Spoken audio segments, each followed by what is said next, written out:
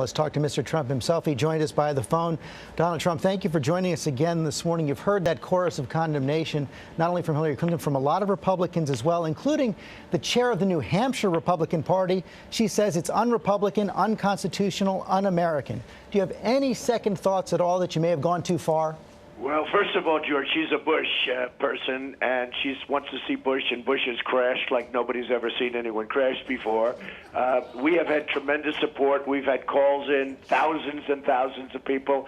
You saw last night, we were on a ship. There were thousands of people there. There were thousands of people outside that couldn't get in.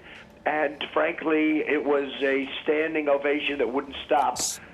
People, and you did polls. I mean, people went and interviewed the people that were at my speech last night, and they just want to see something happen. So no second thoughts. We had the World Trade Center. We had the pre-World Trade Center. Remember, a lot of people forget now. They tried to blow it up twice. We had so many other incidents, and we had now the last incident in California. Now it turns out that $28,000 was deposited into this punk's safety, account. Probably given by some people that we are fighting.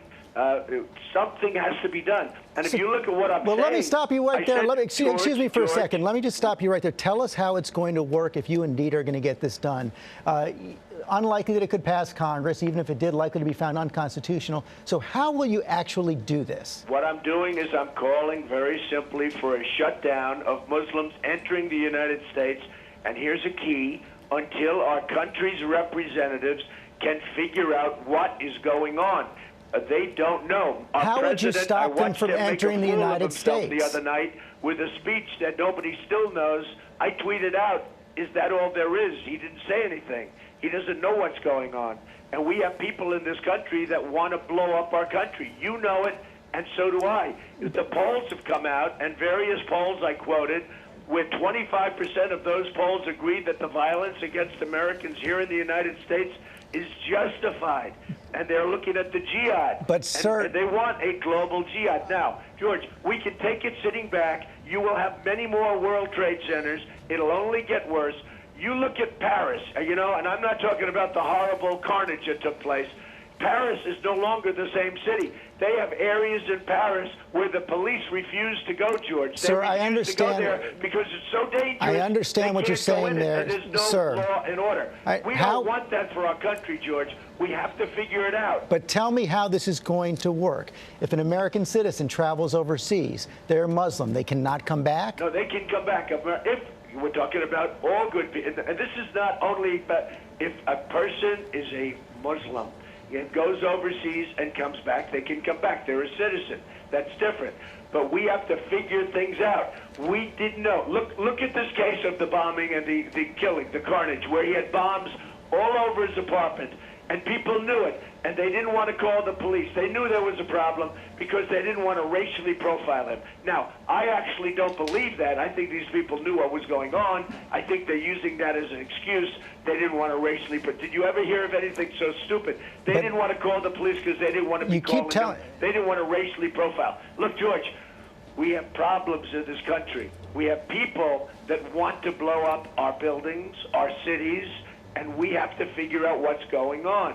Something is happening that's not good. You're still not telling me. I will tell you, this proposal has been met by intelligent people with great popularity. Now, George, let me just finish off by saying it is a period of time. It's until our country's representatives can figure out what the hell is going on. Well, the question is, how would they figure out what was going on, and how would you know that people are Muslims that are coming into the country? And that is, it's not on any passport in the world. And you say you have a lot of support. Cover of the Philadelphia Daily News right now. I want to show it to our viewers right now. It shows the new furor over Donald Trump, showing you raising your hand in a pretty demonstrative gesture. And we have from Ibrahim Hooper of the Council on American Islamic Relations saying, are we talking internment camps? Are we talking the final solution to the Muslim question? I feel like I'm back in the 30s. You're increasingly being compared to Hitler. Does that give you any pause at all? No, because what I'm doing is no different than what FDR's solution for Germans, Italians, Japanese, many years ago. So you're for internment camps? This is a president who was highly respected by all. he did the same thing. If you look at what he was doing, it was far worse. I mean, he was talking about the Germans because we're at war. We are now at war. We have a president that doesn't want to say that, but we are now at war. I've got to press you on that, sir. So you're praising FDR there. I take it you're praising the setting up of internment camps for Japanese during World War II? No, I'm not. No, I'm not. Take a look at presidential proclamations 25-25, 25-26, and 25-27, having to do with alien Germans, alien Italians, alien Japanese. I mean, what they did. You know, they stripped them of their naturalization proceedings. They went through a whole list of things. They couldn't go 5 miles from their homes. They weren't allowed to use radios, flashlights.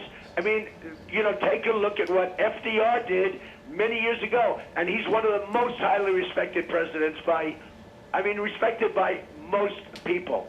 They named highways after him. You want to bring back policies like that?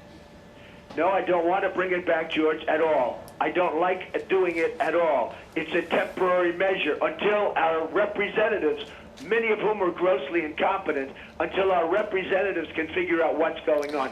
We just had a case where people were killed, many people were killed. We're going to have many more cases like that. We had somebody in this country that shouldn't be, and she came in, he came in, they were radicalized, they were looking at doing something. Miraculously, yesterday they found $28,000 just put into his account. Just put into his account. He was paid a lot of money. Just put it. Where did that money come from, George? I'll bet you'll be surprised to find out where. Sir, there are many, many other people like him in this country right now. More than 25% of the world are Muslims. Aren't you concerned at all that you're going to make the United States a pariah nation and play right into ISIS's hands? George, if you look at Paris, France, if you look at London, if you look at some of these cities where they had open arms, you can't even. Paris is a good example. Not only the carnage. You take a look at Paris. The real Paris is a different Paris than the City of Lights that you read about. They have areas in Paris where it is so radicalized and so vicious. I told you that the police refuse to go there. They will not go there. That's what's going to happen with our country. So one more time, no second thoughts. Any Muslim coming into the United States is banned for now until the United States can figure out how this is going to go. How long do you expect this to go on? I hope it will go quickly. I hope we can figure it out. But we have to look at people. We have to use vigilance in our country, or we're going to have many more World Trade Centers, and our country will never be the same. We will have many, many more World Trade Centers. As sure as you're sitting there, our country will never be the same. And you just said it. Until our country's representatives can figure out what is going on, we have no choice but to do this, George. Donald Trump, thank you for your time this morning. Thank you very much.